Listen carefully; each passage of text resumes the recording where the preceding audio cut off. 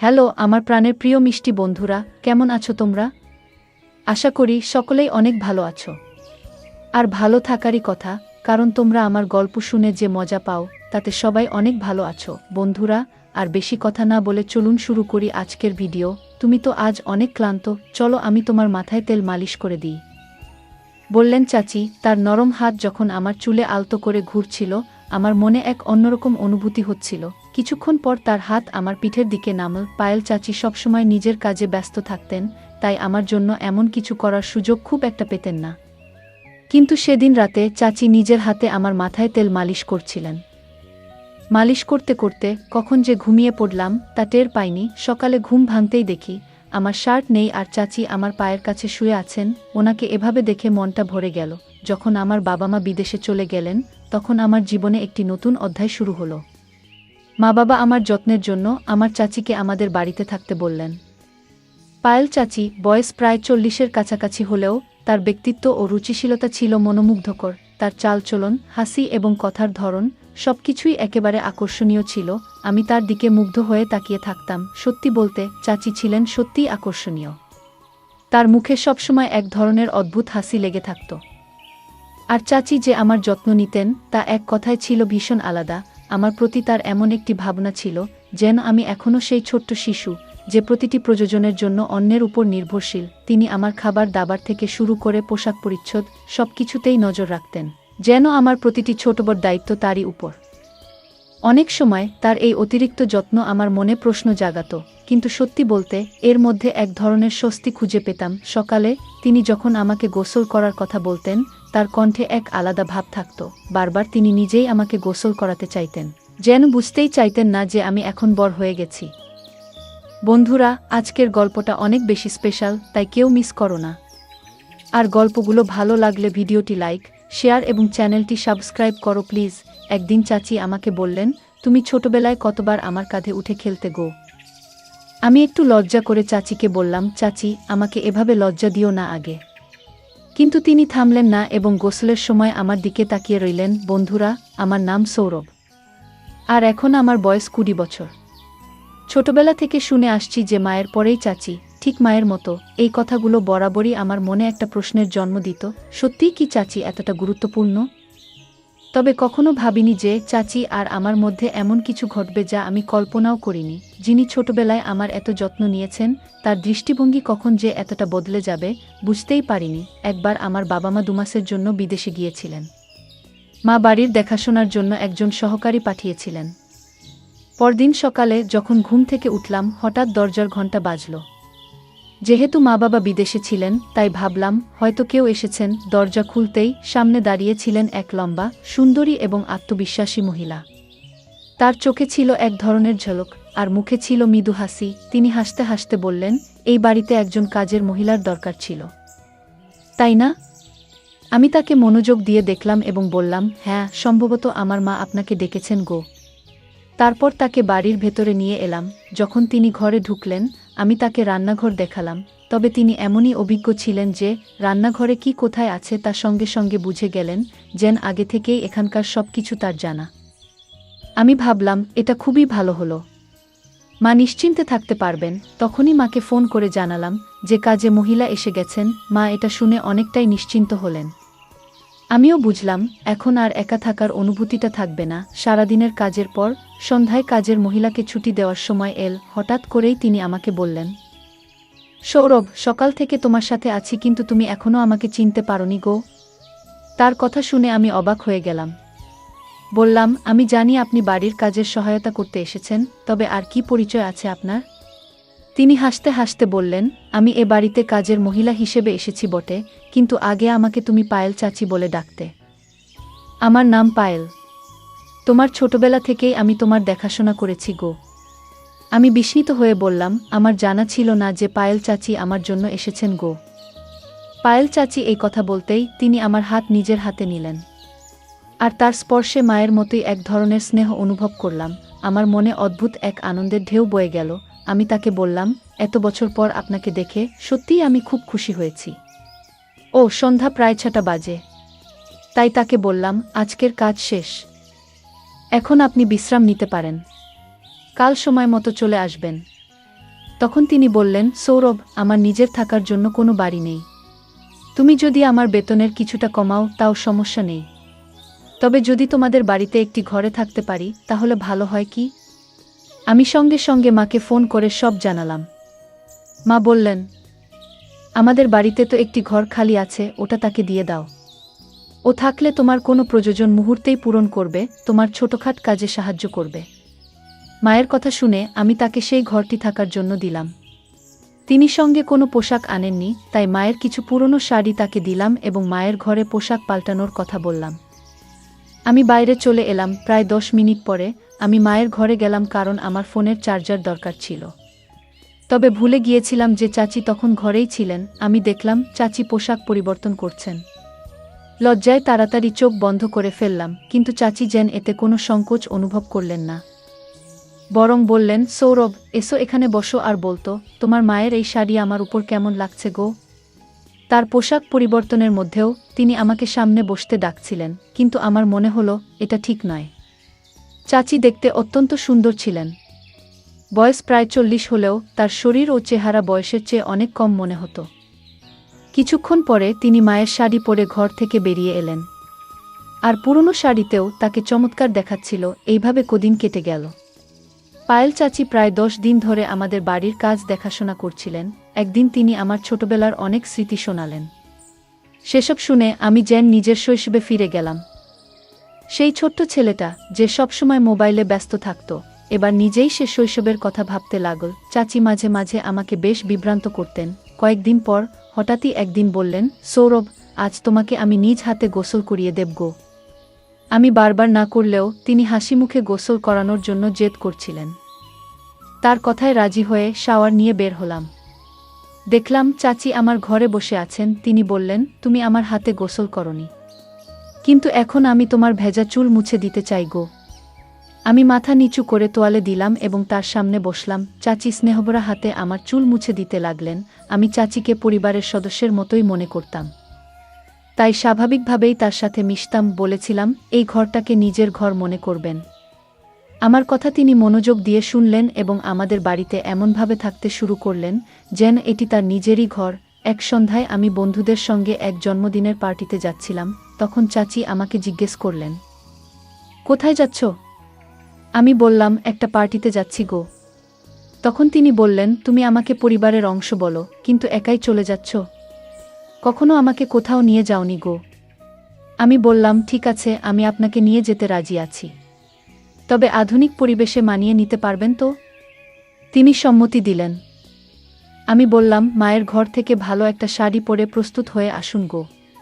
পার্টিতে যখন পৌঁছালাম তখন আমার বন্ধুরা তাকে দেখে ভেবেছিল তিনি আমার বান্ধবী। চাচি এমনই উপস্থিতির অধিকারী ছিলেন যে সবাই ধরে নিয়েছিল তিনি আমার সঙ্গী। চাচি হেসে হেসে বন্ধুদের বললেন, আমি সৌরভের বন্ধু গো। পরে আমি চাচিকে জিজ্ঞাসা করলাম, এভাবে পরিচয় দিলেন কেন? তিনি মুচকি হেসে বললেন, তোমার বন্ধুরা যা ভেবেছে তা দেখে তোমার মুখ দেখার মতোই ছিল। আমি হেসে বললাম, মাফ চাওয়ার কিছু নেই, ঠিকই করেছেন গো। সেদিন রাতেই চাচি আমার ঘরে এসে বললেন, তুমি অনেক ক্লান্ত হয়ে পড়েছ, আজ তোমার মাথায় তেলের মালিশ করে দিই গো। তার স্নেহমাখা হাত যখন আমার চুলে ঘুরতে লাগলো, আমার গায়ে কাটা দিয়ে উঠল। তারপরে আস্তে আস্তে তার হাত আমার পিঠে চলে গেল। মা সবসময় ব্যস্ত থাকতেন, তাই এভাবে তেল মালিশ করে দেওয়ার সময় তার পক্ষে পাওয়া সম্ভব ছিল না। মনে পড়ে না কবে মা শেষবার আমার মাথায় তেল মেখে দিয়েছিলেন। পায়েল চাচিও সাধারণত এতটা সময় দিতে পারতেন না, কিন্তু সেদিন রাতে তিনি নিজের হাতে আমার মাথায় তেল মালিশ করছিলেন। মালিশের আরাম পেয়ে কখন যে গভীর ঘুমে তলিয়ে গিয়েছিলাম বুঝতেই পারিনি। পরদিন সকালে ঘুম থেকে উঠে দেখি পায়েল চাচি আমার পায়ের কাছে শুয়ে আছেন। তাকে জাগিয়ে হেসে বললাম, তুমি আমার পায়ের কাছে কি করছো? চাচি মুচকি হেসে বললেন, গত রাতে তোমাকে মালিশ করতে করতে আমারও ঘুম চলে এসেছিল গো। সকালে চাচি হঠাৎ আমাকে একটা প্রশ্ন করলেন যা আমাকে ভাবিয়ে তুল। তিনি বললেন, গত রাতে যখন তোমার কাঁধে হাত রেখেছিলাম তুমি এত তাড়াতাড়ি ঘুমিয়ে পড়লে, তোমার মা কি কখনো তোমার মাথায় মালিশ করতেন না? আমি সরাসরি কিছু বলিনি, কারণ জানতাম মা সবসময় তার কাজ নিয়ে ব্যস্ত থাকেন। তাই পরিবর্তে বললাম, না না, আমার মা সবসময় আমার যত্ন নেন, এমন কিছু নয়। পায়েল হেসে মাথা নাড়লেন এবং বাইরে চলে গেলেন। এরপর আমরা দুজন একসঙ্গে নাস্তার টেবিলে বসলাম। ঠিক তখনই কলিং বেল বেজে উঠল। দেখি মা এবং বাবা দুজনেই বাড়ি ফিরে এসেছেন। তাদের দেখে আমি খুব খুশি হলাম। বাড়িতে ঢুকতেই দেখলাম বাবার দৃষ্টি পায়েল চাচির উপর আটকে আছে, যেন তিনি তাকে নতুনভাবে দেখছেন। পায়েল সেদিন এত সুন্দর লাগছিলেন যে বাবার দৃষ্টি তার উপর থেকে সরছেই না। বাবার মনোযোগ অন্যদিকে ফেরাতে আমি কাছে গিয়ে তাকে আলিঙ্গন করলাম। মা পায়েলকে ভালোভাবেই চিনতেন, তাই মা পায়েলকে আলিঙ্গন করলেন। সেদিন রাতে খাবারের সময় দেখলাম বাবা আবারও পায়েলের দিকে অন্যরকমভাবে তাকিয়ে আছেন। কেন তিনি তাকে এত মনোযোগ দিয়ে দেখছেন তা বুঝতে পারছিলাম না। তবে বাবার এভাবে তাকানো আমার একটু অস্বস্তি হচ্ছিল। রাতের খাবার শেষে বাবা তার ঘরে চলে গেলেন, আর পায়েল রান্নাঘর পরিষ্কার করছিলেন। কাজ শেষ করে তিনিও তার ঘরে চলে গেলেন। কিছুক্ষণ পর আমি তার ঘরে গেলাম, কারণ সেদিন আমাদের মধ্যে কিছু কথা হয়নি। আমাকে হঠাৎ দেখে পায়েল একটু অবাক হয়ে গেলেন। আমি হাসতে হাসতে বললাম, এত অবাক হওয়ার কি আছে? আমি তো তোমার সৌরভ গো। পায়েল মুচকি হেসে বললেন, তুমি এত চুপি সারে এলে যে একটু ঘাবড়ে গিয়েছিলাম। কিছু দরকার ছিল? আমি বললাম, না পায়েল, বিশেষ কিছু দরকার ছিল না।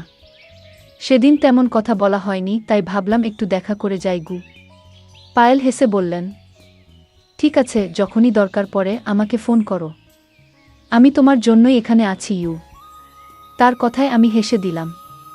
তারপর ঘর থেকে বেরিয়ে এলাম। পরদিন সকাল হয়ে গেল। সকাল 10টা বাজলেও নাস্তা তৈরি ছিল না। সাধারণত পায়েল প্রতিদিন সকাল 8টায় আমার জন্য নাস্তা নিয়ে আসেন, কিন্তু আজ 9টা পেরিয়েও কিছু আনেননি।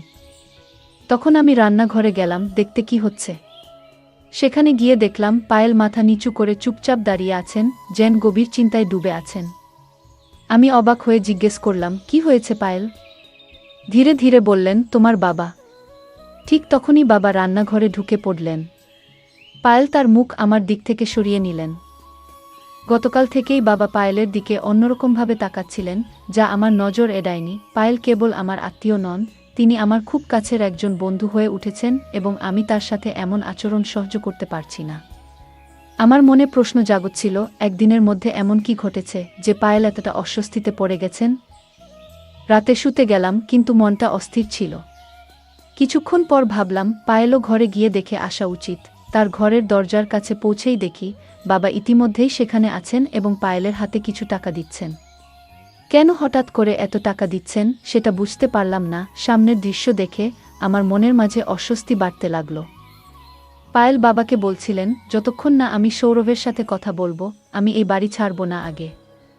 আমার মনে হলো হয়তো সে আমাকে ভালোবেসে ফেলেছে। দেরি না করে আমি সরাসরি তার ঘরে ঢুকে পড়লাম। বাবাকে জিজ্ঞাসা করলাম, আপনি এখানে পায়েলের সাথে কি করছেন? আমার প্রশ্ন শুনে মাও ঘরে এসে ঢুকলেন। আমাকে দেখে মা বাবার মুখের ভাব কেমন যেন বদলে গেল। মা বাবা আমাকে বলতে লাগলেন, তুমি নিজের ঘরে ফিরে যাও। আমি প্রতিবাদ করে বললাম, আমি আর শিশু নই। আমি জানতে চাই এখানে আসলে কি ঘটছে এবং আপনি পায়েলের সাথে কি করছেন গো। ঠিক তখনই পায়েল আমার কাছে এসে আমাকে জড়িয়ে ধরে কাঁদতে লাগলেন। তিনি বললেন, সৌরভ, এই বাড়িতে তুমি একমাত্র ব্যক্তি যে আমাকে বোঝো। এখানে আসার পর থেকে তোমাকে অনেক কিছু বলতে চেয়েছি, কিন্তু কিছু কারণে চুপ ছিলাম। পায়েলের কথায় আমি অবাক হলাম এবং তাকে সান্ত্বনা দিয়ে বললাম, যদি কোনো নিরীহ মানুষের সাথে অন্যায় হয়ে থাকে আমি তা সহ্য করব না আগে। তখন মা পায়েলকে বললেন, তুমি চুপ থাকাই ভালো আর এখান থেকে চলে যাও। কিন্তু পায়েল উত্তেজিত হয়ে মায়ের দিকে তাকিয়ে বললেন, আজ আর চুপ থাকব না। আমি সৌরভকে সব সত্য বলবো। পায়েল আমার দিকে ফিরে বললেন, সৌরভ, তুমি তোমার এই মা বাবার সন্তান নও। তোমার আসল মা তানিয়া, তিনি আমার বড় বোন। কয়েক বছর আগে তিনি এই বাড়িতে কাজ করতেন এবং দুজন যমজ সন্তানের জন্ম দিয়েছিলেন। তোমার বাবা তাদের একজনকে তোমার দত্তক হিসেবে নিয়েছেন, আর আমি এখন তোমার ভাইয়ের যত্ন করি। তোমাকে ভালোভাবে দেখাশোনা করার জন্য আমি এখানে আছি। এই কথা শুনে আমার মনে নতুন প্রশ্ন তৈরি হলো। আমি পায়েলকে দূরে সরিয়ে দিয়ে বললাম, আমি আপনার কথায় বিশ্বাস করি। আপনি আমার মায়ের মতোই। তবে আমি নিজের জীবন নষ্ট করতে চাই না। আপনি যা বলছেন যে তারা আমার আসল বাবা মা নন, আমি তা মেনে নিতে পারছি না। তাদের প্রতি আপনার অভিযোগ শুনে ভালো লাগছে না, কারণ তারা আমাকে নিজের সন্তানের মতোই ভালোবাসা এবং যত্নে বড় করেছেন। সব জানলেও আমার এতে কোনো আপত্তি নেই, কারণ তারা আমাকে এমন এক জীবন দিয়েছেন যা আমি কখনো কল্পনাও করিনি। এরপর মা বাবা সিদ্ধান্ত নিলেন যে পায়েলকে পুলিশের হাতে তুলে দেবেন। তবে আমার যমজ ভাইদের জন্য তাকে ক্ষমা করলেন, কারণ সে পায়েলের কাছে রয়েছে। কয়েক বছর আগে পায়েল আমার মা বাবার কাছ থেকে কিছু টাকা নিয়েছিলেন। আমার জন্মের পর আমার আসল মায়ের মৃত্যু হয়েছিল, আর পায়েল তখন আমার বট ভাইয়ের দেখাশোনা করতেন। কিন্তু দুর্ভাগ্যবশত তিনি ভাইকে সঠিকভাবে বট করেননি। ভাই খারাপ পথে চলে গিয়েছিল এবং তার জীবন বিপদে পড়েছিল। সে চুরি করত, নানা ধরনের মজা করত, আর এখন আবার আমার মা বাবার কাছ থেকে টাকা আদায়ের চেষ্টা করছিল। কিছু গয়না সে চুরি করেছে, কিন্তু তাতেও সে সন্তুষ্ট ছিল না। পায়েল আমার মা বাবার কাছে 20 লাখ টাকার দাবি করেছিল, কিন্তু এবার মা বাবা তাকে স্পষ্টভাবে না করে দেন। তখন সে তাদের হুমকি দিতে শুরু করে।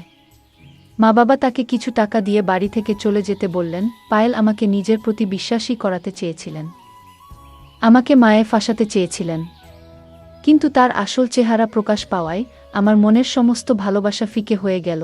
কয়েক বছর আগে মা বাবা আমাকে দত্তক নেওয়ার জন্য পায়েলকে কিছু টাকা দিয়েছিলেন, কিন্তু সে সেই টাকা সঠিকভাবে ব্যবহার করতে পারেনি। যদি সময়মতো সে সেই টাকার মূল্য দিত এবং তার যথাযথ যত্ন নিত, তাহলে হয়তো আজ আমার বড় ভাই সঠিক পথে থাকত। কিন্তু পায়েল তাকে সঠিক শিক্ষা বা দিশা কিছুই দিতে পারেনি। এ কারণে মা বাবা তাকে আমাদের জীবন থেকে দূরে সরিয়ে দেন এবং আমার বট ভাইকেও দত্তক নেন, নিজের সন্তানের মতো করে বট করেন। আমি আমার মা বাবার প্রতি অত্যন্ত কৃতজ্ঞ, যারা আমাকে ও আমার ভাইকে এত সুন্দর জীবন দিয়েছেন। যদি সময়মতো পায়েলের আসল চেহারা না জানতাম, তাহলে হয়তো তার মায়ের জালে পড়ে আমার জীবন নষ্ট হয়ে যেত। কিছু মানুষ অর্থের লোভে সম্পর্কের মর্যাদা ভুলে যায়। সম্পর্কের মান এবং সম্মান রক্ষা আমাদের জীবনের অন্যতম গুরুত্বপূর্ণ নীতি। প্রতিটি সম্পর্কের একটি নিজস্ব অর্থ ও উদ্দেশ্য থাকে। সম্মান, বিশ্বাস ও শালীনতা ছাড়া কোনো সম্পর্ক সত্যিকার অর্থে সুখ ও সন্তুষ্টির উৎস হতে পারে না।